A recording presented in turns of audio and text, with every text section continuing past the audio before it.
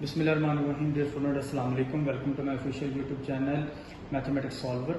आज हम class 10th के मैथमेटिक्स की एक्सरसाइज 1.1 का क्वेश्चन नंबर 2 स्टार्ट कर रहे हैं जी। लास्ट जो पिछले लेक्चर में हमने क्वेश्चन नंबर 1 सॉल्व किया था, आज हमारा जो नया लेक्चर है इसके अंदर हम क्वेश्चन नंबर 2 सॉल्व करेंगे। इसके अंदर जो रिक्वायरमेंट है वो है कि आपने सारे गिवन क्वाड्रेटिक इक्वेशंस को फैक्टराइजेशन की तकनीक यूज़ करते हुए उसको सॉल्व करना है। तो क्वेश्चन की रिक्वायरमेंट है सॉल्व बाय फैक्टराइजेशन। पहला क्वेश्चन है जी, पहले क्वाड्रेटिक इक्वेशन है x² minus x minus 20 is equal to 0। साथ मैंने ब्लू कलर का व्हाइट बोर्ड मार्कर यूज़ करते हैं, साथ मैंने मेथड को भी एक्सप्लेन करने की कोशिश की है।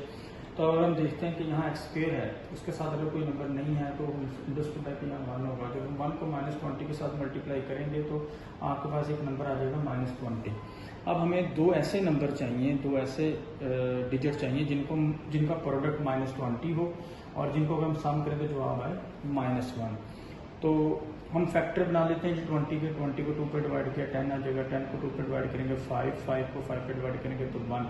अब 20 के जो फैक्टर हैं एक्चुअली वो 2 मल्टीप्लाई बाय 5 है। तो हमें दो नंबर जो चाहिए वो इधर से 20 के फैक्टर में से मिल जाएंगे। अब मैं 2 और 2 इन दोनों को मल्टीप्लाई करके नंबर बना लेता हूँ 4 और 5 एक अलग नंबर मैं ले लेता हूँ। अब 4 और 5 इनको जब मैं मल्टीप्लाई करूँगा तो 20 पॉजिटिव बनेगा। इसका मतलब ये है कि मुझे किसी एक नंबर के साथ नेगेटिव का साइन भी यूज़ करना पड़ेगा। तो मैंने उस नंबर के साथ नेगेटिव का साइन यूज़ करना है जो दोनों मेरी कंडीशंस को फुलफिल करेगा। अब आप देखें कि मैं अगर माइनस लगा लेता हूँ 5 के साथ और 4 को मैं पॉजिटिव ही रहने देता हूँ। -5 को जब हम 4 से मल्टीप्लाई करेंगे तो जवाब आएगा -20। हमारी पहली कंडीशन भी पूरी हो रही है। फिर -5 में जब हम 4 को ऐड करेंगे तो जवाब आएगा -1। तो हमारी ये सेकंड कंडीशन भी पूरी हो रही है। तो इसका मतलब है -5 और 4 ये वो दो डिजिट हैं या ये वो दो नंबर हैं जो हमारी दोनों कंडीशंस को फुलफिल कर रहे हैं। प्रोडक्ट -20 आ रहा है इनका, -5 मल्टीप्लाई बाय 4, और जब हम इनको सम करते हैं -5 + 4 तो हमारे पास -1 आता है। अब हम करेंगे ये कि ये जो x है इसको इन दो नंबर्स में तोड़ लेंगे। अब आप देखें कि मैं यहाँ -s किया तो लिख रहा हूँ -5x + 4x। यही वो -5 और 4 है जो नंबर हमने दो ढूंढे हैं। अब रिवर्स चल के देखिए, -5x में जब 4x ऐड करें तो -x ही बनता है। तो इसका मतलब हम -x को -5x और 4x में सही ब्रेक कर रहे हैं। अब फर्स्ट टू टर्म जो है उनमें हम देखेंगे कि x कॉमन है। जब आप x को कॉमन ले लेंगे, x² में से x बाहर चला गया तो पीछे x आ जाएगा ब्रैकेट में। इसी तरह -5x था, उसमें से x हमने बाहर लिख लिया तो अंदर -5 रह जाएगा, प्लस 4x और -20 इन दोनों नंबर्स में 4 कॉमन है, यानी 4 को दोनों डिवाइड होते हैं तो 4 हमने कॉमन ले लिया। 4x का यहाँ से x रह जाएगा और 20 को 4 पर डिवाइड करेंगे तो -5 आ जाएगा। इसी तरह अगर हम रिवर्स चल के देखें तो क्या हमने सही कॉमन लिया, x को अंदर मल्टीप्लाई करें तो x² - 5x ही बन रहा है। इसी तरह 4 को अंदर मल्टीप्लाई करें तो 4x - 20 बन रहा है। तो हमने इसका मतलब है सही कॉमन लिया। अब x - 5 जो है वो यह सेम नंबर बनना चाहिए, ये फैक्टराइजेशन की तकनीक है। अब देखें x - 5 सेम नंबर बनना था, हमने x - 5 को भी कॉमन ले लिया। अब इधर से x आ जाएगा +4 आ जाएगा। अब दो नंबर मल्टीप्लाई के जो 0 आ रहे हैं तो इसका मतलब यहाँ x - 5 0 होगा तो यहाँ फिर x + 4 0 होगा। तो दोनों को बारी बारी में 0 पुट कर दिया। x - 5 = 0 तो -5 को जब हम दूसरी तरफ लेके जाएंगे तो ये +5 आ जाएगा। एक आंसर हमारा ये आ जाएगा।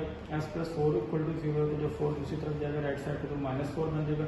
सेकंड आंसर हमारा ये आ जाएगा। तो इसका मतलब सोल्यूशन सेट हमारा जो होगा वो होगा -4 और 5। किसी भी क्वाड्रेटिक इक्वेशन को जब हम सॉल्व करते हैं तो उसमें से ये याद रखिएगा हमेशा x के दो आंसर आने चाहिए। किसी क्वेश्चन की जितनी डिग्री होती है उतने ही उसमें से x के आंसर आते हैं। तो इस क्वेश्चन की जो क्वाड्रेटिक इक्वेशन के जो दो आंसर हैं -4 और 5, इसको हम सोल्यूशन सेट कहते हैं। सोल्यूशन सेट में हम लिखेंगे कि इसके दो आंसर कंप्लीट हो। अच्छा, तो स्टूडेंट्स अब हम क्वेश्चन नंबर 2 का सेकंड पार्ट स्टार्ट करते हैं जी। वो है जी 3y² = y × y - 5।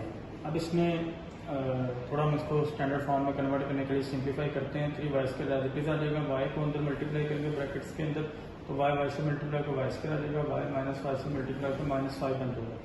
अब y² और -5 को मैं लेफ्ट साइड की तरफ मूव कर लेता हूँ। 3y² इधर राइट साइड पर y² पॉजिटिव है तो लेफ्ट साइड पे आके नेगेटिव में आ जाएगा। फिर -5 है राइट साइड पे नेगेटिव है तो लेफ्ट साइड पे आके पॉजिटिव हो जाएगा।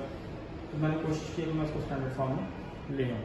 अब 3y² और y² आपस में सॉल्व होकर -y² तो ये बन जाएगा 3y² में से जब हम y² माइनस करेंगे तो ये पीछे 2y² रिमेनिंग आ जाएगा।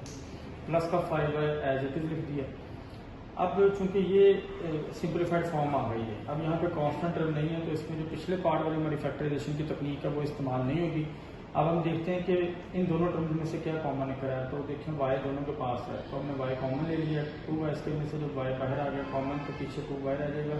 इस तरह 5y में से जो y बाहर कॉमन आ गया तो 5 रह जाएगा। अब दो नंबर मल्टीप्लाई करके जवाब 0 आ रहा है, तो भी उसी तरह फिर हम पहले y को 0 पुट कर देंगे, फिर सेकंड टर्म 2y प्लस 5 को 0 पुट कर देंगे। तो एक तो आंसर y इक्वल टू 0 आ जाएगा। जब इसको थोड़ा सॉल्व करते हैं तो प्लस 5 राइट साइड पर जाकर -5 हो जाएगा, और 2 जब मल्टीप्लाई होगा तो दूसरी तरफ जाकर डिवाइड हो जाएगा, तो y का सेकंड आंसर -5/2 आ जाएगा। तो ये आपका सोल्यूशन सेट है, -5/2 और 0 इस क्वाड्रेटिक इक्वेशन के दो आंसर हैं। अच्छा तो स्टूडेंट्स, अब हम क्वेश्चन नंबर 2 का थर्ड पार्ट स्टार्ट करते हैं जी। स्टेटमेंट है कि 4 - 32x = 17x²। तो सबसे पहले जो आपको क्वाड्रेटिक इक्वेशन दी गई है, हमें इसको स्टैंडर्ड फॉर्म में कन्वर्ट करना है। तो मैं इसको स्टैंडर्ड फॉर्म में कन्वर्ट करने के लिए क्या करूंगा कि माइनस का 32x इसको मैं दूसरी तरफ ले जाऊंगा तो प्लस का 32x हो जाएगा। इसी तरह प्लस का 4 है, जब इसको मैं दूसरी तरफ ले जाऊंगा तो -4 हो जाएगा। लेफ्ट साइड पे 0 रह जाएगा आपके पास। अब 0 को आप लेफ्ट साइड पे लिखें या राइट साइड पे लिखें, एक ही बात है।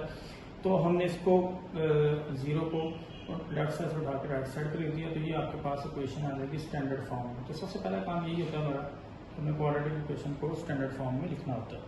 यानी स्टैंडर्ड फॉर्म आपको याद होगी ax² + bx + c = 0 होती है। अच्छा, अब जब ये स्टैंडर्ड फॉर्म में लिखा गया है तो अब हमने इसके बनाने हैं फैक्टर। तो फैक्टर बनाने के लिए हम क्या करेंगे कि x² का जो कोफिशिएंट है 17, इसको हमने मल्टीप्लाई करना है इस कांस्टेंट के साथ -4 के साथ। तो 17 को जब हम -4 से मल्टीप्लाई करेंगे तो माइनस का 68 आता है। अब हमें ऐसे दो नंबर चाहिए जिनका प्रोडक्ट -68 है और जिनका सम आए 32। तो वो नंबर हमें कहाँ से मिलेंगे, हम उसी तरह फिर 68 के फैक्टर बना लेंगे। तो 68 को मैंने 2 पे डिवाइड किया 34 को 2 पे डिवाइड किया 17 को 17 पे डिवाइड किया तो 1। अब 2 और 17 ये 68 के फैक्टर्स हैं। हमने इनको आपस में मल्टीप्लाई करके 3 नंबर को 2 नंबर्स में कन्वर्ट करना है। तो मैं क्या करता हूँ, मैं 17 और 2 को मल्टीप्लाई करके 34 का एक नंबर बना लेता हूँ और 2 को मैं सेपरेट ले लेता हूँ। अब 34 और 2 मैंने 2 नंबर ढूंढ लिए। अब मरला है, हमने इनके साइन ही सिलेक्ट करने हैं। तो मुझे किसी एक नंबर के साथ नेगेटिव लगाना पड़ेगा, क्योंकि हमें जो 2 नंबर चाहिए उनका प्रोडक्ट -68 होना चाहिए और उनका सम जो है वो पॉजिटिव 32 होना चाहिए। तो मैं छोटे नंबर के साथ नेगेटिव लगा दूंगा, 2 के साथ मैं नेगेटिव लगा दूंगा। अब 34 को जब मैं -2 से मल्टीप्लाई करूँगा तो -68 आएगा। मेरी ये कंडीशन भी पूरी हो रही है। और 34 में जब -2 को मैं ऐड करूँगा तो 32 आएगा। मेरी सम वाली कंडीशन भी पूरी हो रही है। तो इसका मतलब है आपके जो रिक्वायर्ड नंबर है वो है 34 और -2। ये सबसे इंपॉर्टेंट मसला होता है फैक्टराइजेशन का, कि आपने वो 2 नंबर ढूंढने होते हैं जो हमारी दोनों कंडीशंस को फुलफिल कर रहे हो। अब मैंने 32 को 34 - 2x में कन्वर्ट कर देना है, क्योंकि इनको जब 34 - 2 करेंगे तो 32 ही आएगा। अब आपके पास होगी बेटा 4 टर्म, फर्स्ट, सेकंड, थर्ड और फोर्थ। अब इन दोनों में से हम देखेंगे कि क्या कॉमन निकल रहा है। 17x² + 34x में से 17x कॉमन आ जाएगा, इधर आ जाएगा x² की जगह x प्लस 34x में से 17x पर कॉमन ले तो 2 रह जाएगा। अब इसी तरह जो लास्ट 2 टर्म्स हैं इनमें से -2x और -4 में से हमने -2 कॉमन ले लिया तो अंदर रह जाएगा x + 2। अब आप चेक भी कर सकते हैं इनको दोबारा मल्टीप्लाई करके ऊपर वाली एक्सप्रेशन बन रहा है या नहीं बन रहा। x + 2 ये सेम बनना चाहिए। अगर तो ये सेम बनता है इसका मतलब आप सही रास्ते पे जा रहे हैं, आपके फैक्टर सही बनेंगे। फिर x + 2 को आपने कॉमन ले लिया तो जैसे 17x रह गया, जैसे -2 रह गया, तो अब ये आपके फैक्टर बन चुके हैं। गिवन क्वाड्रेटिक इक्वेशन के ये 2 फैक्टर आ गए। अब दोनों को हमने बारी बारी 0 के बराबर पुट कर देना। x + 2 0 किया तो यहाँ से x का जवाब -2 आ जाएगा। 17x - 2 को 0 पुट किया और ये -2 जाएगा +2 हो जाएगा, तो 17x 2 के इक्वल आ जाएगा। फिर x आ जाएगा 2/17, तो ये x का सेकंड आंसर भी आ गया। तो सोल्यूशन सेट आपका हो जाएगा -2 और 2/17। क्वाड्रेटिक इक्वेशन के 2 आंसर आने चाहिए, वो हमने फाइंड आउट कर लेंगे। अच्छा तो स्टूडेंट्स, हम क्वेश्चन नंबर 2 का 4th पार्ट सॉल्व करते हैं जी। इसमें मुझे क्वाड्रेटिक इक्वेशन दी गई है x² - 11x = 152। तो फिर 152 को मैं जब लेफ्ट साइड पे ले आऊंगा तो इसका साइन चेंज हो जाएगा, -152 बन जाएगा, =0 हो जाएगा। तो ये स्टैंडर्ड फॉर्म बन जाएगी। ये सबसे पहले मैंने आपको पिछले क्वेश्चन में बताया था कि हमने जो गिवन क्वेश्चन होता है इसको स्टैंडर्ड फॉर्म में कन्वर्ट करना होता है, फिर आगे फैक्टराइजेशन का प्रोसेस स्टार्ट होगा। अब x के कोफिशिएंट 1 है, तो 1 को जब मैं 1 को मैं इस -152 से मल्टीप्लाई करूंगा तो वो मेरे पास आएगा माइनस का 152। अब मुझे ऐसे दो नंबर चाहिए जिनका प्रोडक्ट माइनस 152 हो और जिनका सम ये वाला माइनस का 11 हो। ये तो मैं 152 का फैक्टर बना लेता हूँ। वैसे सोचना थोड़ा मुश्किल हो जाता है, नंबर ढूंढना मुश्किल हो जाता है, लेकिन अगर हम 152 के फैक्टर बना लेंगे तो हमें बड़ी आसानी के साथ वो दोनों नंबर मिल जाएंगे। अब मैंने 152 को 2 पे डिवाइड किया, 76 आ गया, 76 को 2 पे डिवाइड किया, 38 को 2 पे डिवाइड किया, 19 को 19 पे डिवाइड किया, तो 1। ये अब सारे 152 का फैक्टर बन गए। अब ये टोटल 1 2 3 4 नंबर है, इनको मैंने आपस में मिला के दो नंबरों में कन्वर्ट करना है, मल्टीप्लाई के साथ हमने मिलाना है। दो नंबर मुझे चाहिए होंगे, तो वो दो नंबर ये हैं कि मैं अगर इन तीनों को आपस में मल्टीप्लाई कर लेता हूँ, 2 2 4 2 8, एक 8 ले लेता हूँ और 19 को मैं एज इट इज ले लेता हूँ। अब इन दोनों में से मैं किसी एक के साथ माइनस का साइन लगाऊंगा, फिर मेरी ये दोनों कंडीशन फुलफिल होंगी। अगर मैं 19 के साथ माइनस लगा लेता हूँ, -19 और 8 ये वो दो नंबर हैं जो हमारी दोनों रिक्वायर्ड कंडीशंस को फुलफिल कर रहे हैं। अगर इन दोनों को मैं मल्टीप्लाई करता हूँ तो माइनस का 152 बनता है, अगर इन दोनों को ऐड करता हूँ तो माइनस का 11 बनता है। मेरी दोनों कंडीशंस फुलफिल हो रही हैं। अब मैं -11x की जगह पे -19 और +8, ये जो दो नंबर मैंने ढूंढे थे ये मैं लिख दूंगा, -19x + 8x। अब इनको मैं अगर रिवर्स चल के देखूँ तो मुझे -11 ही बन रहा है, क्योंकि मैं अपनी तरफ से कोई नंबर नहीं लिख सकता, मैंने -11 के ही दो इस तरह के नंबर बनाने हैं। अब इन पहले दोनों टर्म्स में से x कॉमन निकले तो x -19 आ जाएगा, प्लस इन लास्ट टू में से भी 8 कॉमन निकले तो x -19 आ जाएगा। अब x -19 में कॉमन ले लूँगा तो x + 8 आ जाएगा। अब दोनों ये फैक्टराइजेशन का प्रोसेस कंप्लीट हो चुका, x -19 और x + 8 दो फैक्टर बन गए। अब बारी बारी में दोनों को 0 पुट कर देता हूँ, x -19 को 0 करूँगा तो x का जवाब 19 आ जाएगा, x + 8 को 0 करूँगा तो यहाँ से x का जवाब -8 आ जाएगा। तो -8 और 19 ये आपका सोल्यूशन सेट है। अच्छा, तो बच्चों हम ना चूंकि इस इक्वेशन को स्टैंडर्ड फॉर्म में कन्वर्ट कर चुके हैं। ये जो बाब इक्वेशन थी, क्वेश्चन नंबर 2 का 5th पार्ट की जो गिवन इक्वेशन थी, इसकी स्टैंडर्ड फॉर्म है x² + x - 12 = 0। अब हमें बनाना है इसके फैक्टर। तो इधर x का क्वेश्चन 1 है, 1 को मैं -12 से मल्टीप्लाई करता हूँ तो -12 आता है। तो ऐसे दो हिस्से मुझे चाहिए जिनका प्रोडक्ट -12 है और जिनका सम 1 है। तो वो दो नंबर हैं 4 और -3, इनको मल्टीप्लाई करेंगे -12 बनेगा और इनको ऐड करेंगे तो 1 आएगा। ये इसी तरह 12 के फैक्टर में से आपको मिल जाएंगे। ये इजी थे इसलिए मैंने आपको डायरेक्ट बता दिया। अब मैं +x की जगह पे 4x - 3x लिखूंगा।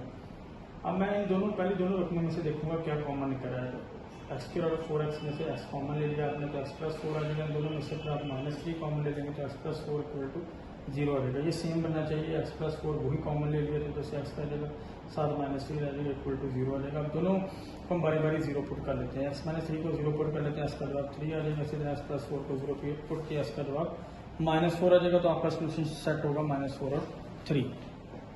अच्छा, तो अब हम -13 की जगह पे ले लेंगे -10x और -3x। तो इनको दोबारा अगर हम सॉल्व करें तो -13 ही बनना चाहिए। तो कोई जब भी आप फैक्टर बनाएं तो ये रिवर्स चेक कर लिया करें। अब पहले दोनों टर्म्स में से आप देखेंगे कि मैं 2x को कॉमन लेता हूँ, x - 5 रह जाएगा यहाँ पे, और इसी तरह इन दोनों में से अगर हम 3 कॉमन ले लेते हैं तो यहाँ से x रह जाएगा और यहाँ से 5 रह जाएगा। यहाँ पर भी आप ना रिवर्स चेक कर ले करें, 2x को अंदर मल्टीप्लाई करके ऊपर वाली एक्सप्रेशन दोबारा बननी चाहिए। अब x - 5 जब कॉमन बन जाएंगे, सेम नंबर बन जाएगा, तो आपको पता चल जाएगा कि आपके फैक्टर बिल्कुल ठीक बन रहे हैं। अब x - 5 कॉमन ले लेंगे तो जैसे 2x रह जाएगा और जैसे -3 रह जाएगा, तो ये आपके फैक्टर बन गए हैं। अब दोनों फैक्टर्स को मल्टीप्लाई होने के बाद जो आप 0 आए तो हम बारी बारी दोनों को 0 पुट कर लेते हैं। जब x - 5 को 0 करेंगे तो यहाँ से x का जवाब 5 आ जाएगा। 2x - 3 को 0 करेंगे तो यहाँ से 2x = 3 और x = 3/2। तो आपका सोल्यूशन सेट बन जाएगा 5,3/2। और इसके साथ हमारा ये क्वेश्चन नंबर 2 के सारे पार्ट कंप्लीट हो गए। फैक्टराइजेशन का टॉपिक कंप्लीट।